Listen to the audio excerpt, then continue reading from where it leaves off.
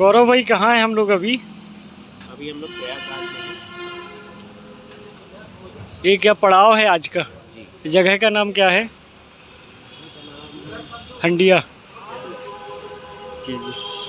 तो यहाँ भोजन की व्यवस्था आज यहीं है? भोजन की व्यवस्था ही है, भोजन कर लिया गया है। यहाँ से यात्रा कब निकलेगी? अभी 3 बजे निकलेगी, आधे घंटे। रोज कितनी देर का विश्राम होता दोपहर में? रोज करीब करीब खाने से लेकर के सोने तक 1 घंटे। 1 घंटे। आज सुबह कितने किलोमीटर आप चले? अभी तक कैलकुलेट नहीं किया, आई थिंक अभी तक 10 किलोमीटर 11 किलोमीटर। और अभी शाम को कितना चलेंगे? और रेस्ट आकी 10 और चलेंगे लगभग। 10। प्रतिदिन 20 से 22-23 किलोमीटर चलते हैं। लगभग कितने गांवों से गुजरे होंगे इस दौरान आज आप? आज 5 पड़ाव आए थे। 5 पड़ाव थे। वहाँ पड़ाव में क्या हुआ? पड़ाव में चर्चा हुई, लोगों से मिलना हुआ। जी। कहीं हम रुके भी चाय पीने के लिए, लोगों से बात करने के लिए। क्या बात हुई? बात हुई कि भाई आप क्यों निकले हैं यात्रा पर। उन्हें बताया गया गांधी जी के विचारों को लेकर निकले, जो आज के समय बहुत ज़रूरी है। और जो शासन है उसके लिए, उनसे लड़ने के लिए इनकी ज़रूरत है, जो इनके सामने ही झुक सकते हैं वो, और झुकते हैं।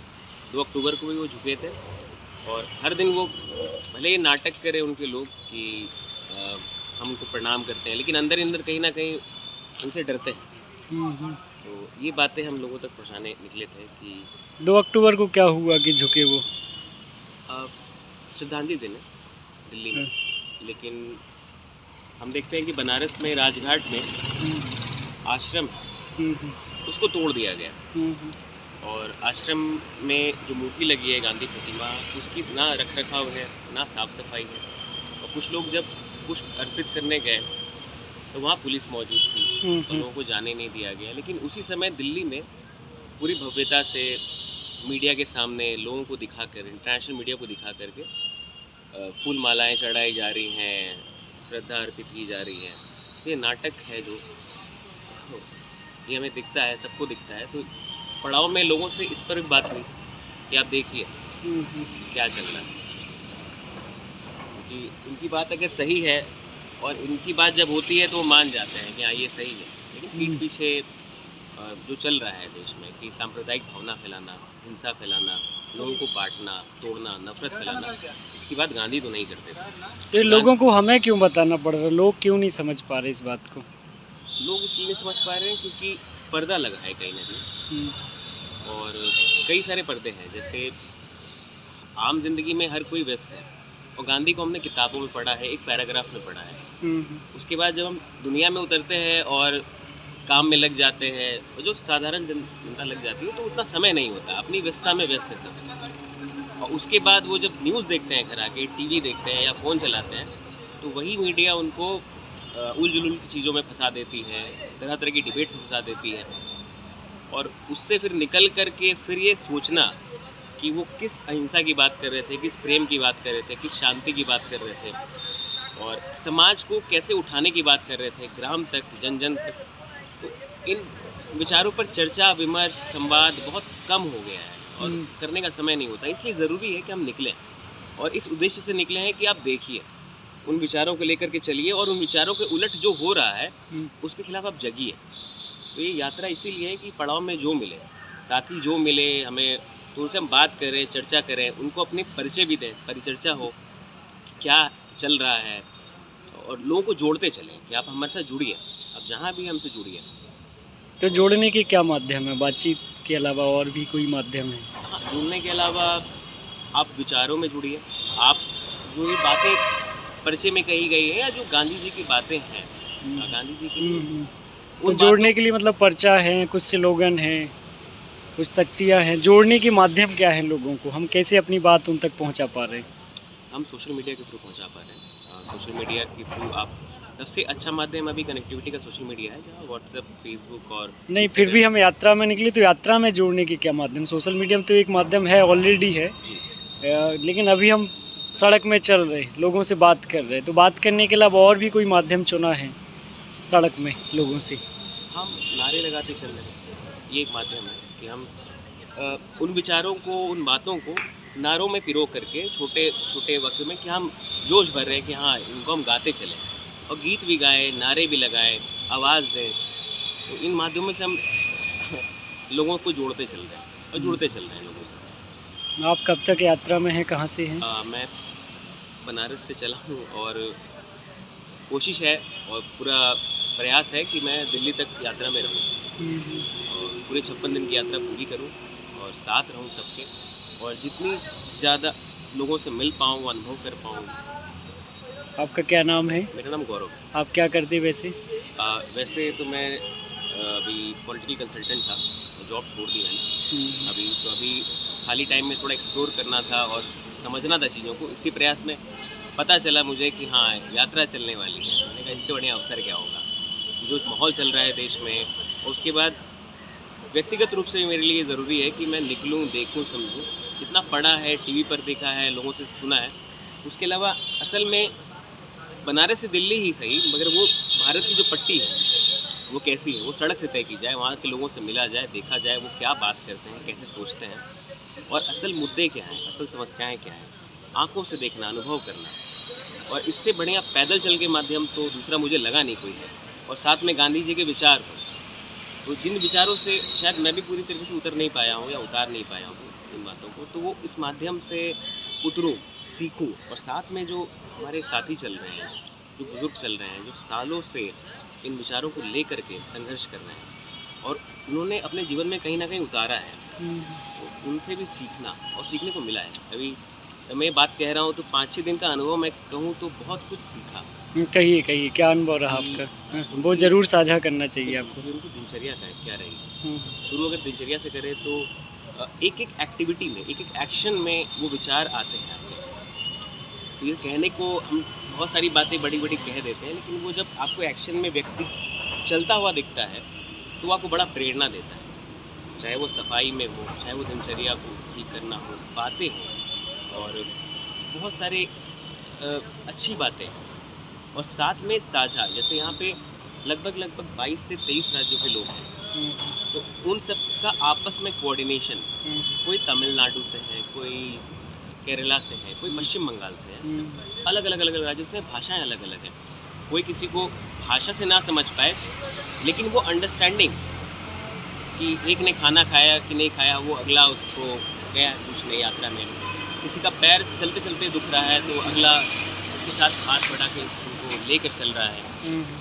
साथियों का ध्यान रखना, एक दूसरे के प्रति एक करुणा भाव, वो जो ऑटोमेटिक आपके अंदर पैदा होता है, वो देखने को मिला। वो बड़ा प्रेरित करता है कि आप चल रहे हैं और थक रहे हैं, अगला आपको देख कर पहचान लेता है आप थक गए हैं और आपको जाके सहारा देता है, वो फिर पानी ला कर देता है। तो इससे एक सीख मिलती है कि देश भी ऐसा ही है, एक यात्रा की तरह ही है, हम सब यात्रा में ही हैं। तो अलग अलग समुदाय, अलग अलग भाषा, और सब साथ रह रहे हैं, और हम साथ रह सकते हैं, प्रेम से रह सकते हैं। शायद ये छोटा एग्जाम्पल है, बहुत छोटा एग्जाम्पल है, लेकिन ये वृहद भारत का एक छोटा रूप है, और भारत ऐसा ही है, और भारत ऐसे ही चल रहा है। तो ये बड़ा अच्छा अनुभव लगा 5-6 दिन में कि हाँ हम सब ऐसे ही तो रहते हैं प्रेम से, कि कोई किसी से कम्युनिकेट कर पा रहा है, नहीं कर पा रहा है। अगले मैंने कई सारे शब्द सीख लिए नए, और मेरे से किसी ने बंगला शब्द सीख लिए हैं, तो बड़ा अच्छा मज़ेदार। तो हम कह सकते हैं कि यात्रा जरूर बनारस से दिल्ली तक हो, लेकिन ये पूरे भारत के लोग हैं, पूरे भारत की यात्रा है। और एक यात्रा में कई यात्राएं हैं, जितने लोग हैं उनकी अपनी अपनी यात्रा, अपनी भी यात्राएं हैं, बिल्कुल वो ज़्यादा महत्वपूर्ण है। हाँ। क्योंकि वो उस यात्रा में खुद में बदलाव भी आ रहा, खुद में बदलाव, और हम महसूस भी कर पा रहे हैं भारत की मिट्टी की, वो भारत के लोगों को, भारत की संस्कृति को। वो मुझे लगता है कई तरीके की यात्राएं एक यात्रा के साथ चल रही हैं। वो कई यात्राओं का चक्र है, एक यात्रा में, छोटी यात्रा में अगला चक्र है, उसमें अगला चक्र है, तो कई सारे चक्र हैं यात्राएं। जैसे मैं छोटा एग्जांपल दूँ तो कहीं हम सब चाय पीने रुके हैं और कुछ खा रहे हैं, तो उसमें ऐसा मेरे साथ भी होता है कि मैं भी मतलब लापरवाही से चीज़ों को फेंक देता हूँ कि हाँ ठीक है, तो मैं अक्सर करता था। कभी ध्यान आया तो उठा दिया, मगर लापरवाही रहती थी। लेकिन ये सजगता आ गई कि स्वच्छता, सफाई भी रखनी है, उसके साथ साथ अपना काम करना है। तो कई बार ऐसा होता था पहले कि मैं फेंक देता था, फिर मन से एक आवाज़ उठती थी यार इसको वापस डस्टबिन में रखो, फिर लगता था कौन जाएगा उतनी दूर चल के, कौन रखेगा, छोड़ो। लेकिन अब वो जब आवाज़ उठती है तो आवाज़ ज़्यादा तेज़ उठती है, और अब सुनना पड़ता है। अब लगता है कि नहीं, इसको करो, खुद से जा करके उठा करके उसको रखता हूँ, तो वो एहसास बड़ा अच्छा होता है बाद में। हाँ, मतलब खुद से बदलाव करने का एहसास आ रहा है। हाँ, एक विक्ट्री का वो फील होता है कि हाँ, आपने इस चीज़ को, जो बुराई थी, जो आपको आलस रोक रहा था कि नहीं करो, आपने उसको कम कर दिया, बहुत बढ़िया। आपने रखा उसको। तो छोटी छोटी चीज़ें मतलब आपको ना वो सीखने को मिलती है हर कदम पे। एक्शंस आपके दिखते हैं कि हाँ, आपने ये किया, कॉन्कर किया, आपने ये किया, कॉन्कर किया, तो वो बड़ा मज़ेदार है और वो बड़ा ओवरवेलमिंग है, बड़ा खुश करता है अंदर से। तो ये मैंने तो सीखा कि अभी 5-6 दिन की यात्राओं का अनुभव बड़ा मज़ेदार रहा। बहुत धन्यवाद आपका। अभी हम यात्रा में और आगे बढ़ेंगे और ऐसे अनुभव साझा करेंगे, लोगों से बात करेंगे। लास्ट में आप यदि और देश के नौजवानों को कोई संदेश देना चाहें यात्रा में जुड़ने के लिए खास तौर से। आप संदेश यही है कि हम सब अपने माँ बाप से क्या सीखते हैं, माँ बाप हमें क्या सिखाते हैं कि बेटा अच्छे से रहो, किसी से झगड़ा ना करो, किसी को गाली ना दो, प्रेम से रहो। हम सब घर से यही सीखते हैं, प्रेम से रहना। तो ये यात्रा में एक बड़ा मैसेज यही है और मेरा भी व्यक्तिगत मैसेज यही है कि आपको प्रेम से रहना है। सबसे आपको किसी से झगड़ा नहीं करना है। झगड़ा करने के बहाने बहुत होंगे, धर्म होगा, जाति होगी, 50 चीज़ें होंगी, आपको वो दिखेंगी, आपको उनको लड़ना है, कॉन्कर करना है, विक्ट्री करनी है, उससे जीतना है और उनको हटाना है। आपको जब किसी से मिलना है, प्रेम से मिलना है और एक दूसरे के प्रति करुणा रखनी है, वो बहुत ज़रूरी है।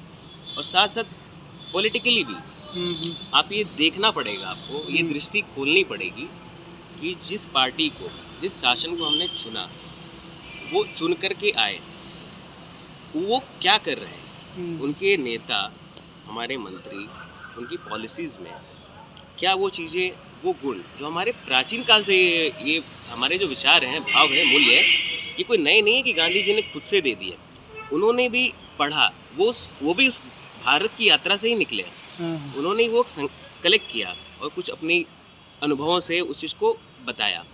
तो वो जो बातें हैं वो भारतीय मूल्य हैं। तो उन मूल्यों को क्या वो राजनेता, क्या वो पॉलिटिकल पार्टी उसके साथ न्याय कर रही है, ये देखना पड़ेगा। और ये खुली दृष्टि से देखना पड़ेगा कि कोई नेता अगर ऐसा कह रहा है कि गोली मारो और वो इशारे भी कर रहा है, तो जान जाइए उसको रिजेक्ट कर रहा है।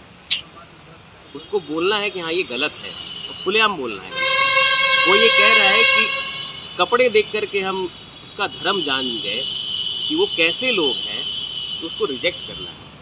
आप कुछ भी पहनने के, कुछ भी करने के लिए स्वतंत्र हैं, होना भी चाहिए, लेकिन ये जो नफरती सोच है, इसके अगेंस्ट खड़ा होना है। ज़्यादा कुछ गहरी बातें नहीं, लेकिन आप उनको आइडेंटिफाई करिए। जो गलत बोल रहा है, जिस भी पार्टी का है, उसको आइडेंटिफाई करिए, उसको रिजेक्ट करिए और सामने सामने विरोध करिए कि हाँ भाई ये गलत है। और इसमें कुछ ऐसा बहुत गहरी विचार नहीं, गहरा कुछ सोचने की ज़रूरत नहीं है। साथ ही साथ ऐसी पॉलिसीज़ जो कहीं ना कहीं देश को और पिछाड़ रही है, वैज्ञानिक सोच नहीं डेवलप करने दे रही है, उसको भी रिजेक्ट करने की ज़रूरत है।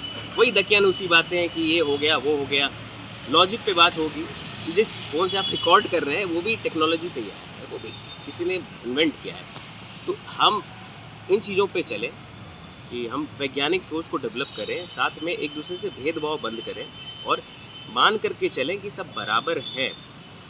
उस होने की प्रक्रिया में भी आइए और स्वीकार भी करिए कि हमारे भीतर कमी है और जो बैठे हैं शासन में, उनके भीतर जो कमी है उनको सवाल करिए, उनको दिखाइए कि हाँ हम सवाल पूछेंगे और हम विरोध में हैं। और इस यात्रा का मकसद ये भी है कि ये दिखाना कि आप जो करना चाहें और करते रहेंगे, ये नहीं होगा। कोई बोल नहीं रहा है, ऐसा नहीं होगा। आपका मन किया, आपने घर ढहा दिया, उस घर को समय लगा बनाने में, आपने ढहा दिया, तोड़ दिया। और इस तरह की तानाशाही, और ये राजतंत्र नहीं है कि राजा बैठा है और राजा चुटकी बजाएगा और आदेश दे देगा। जनता का राज है, नियम से चलेगा, कानून से चलेगा। तो ये यात्रा का एक मकसद ये भी है, राजनीतिक मकसद भी है कि हम जगें, जागरूक हो। बहुत धन्यवाद आपका। अभी हम आगे और बात करेंगे, यात्रा भी और बढ़ेगी और आपके पास भी अनुभव आएंगे, बिल्कुल बिल्कुल, तो उनको भी साझा करते जाएंगे। आपका बहुत धन्यवाद। Thank you.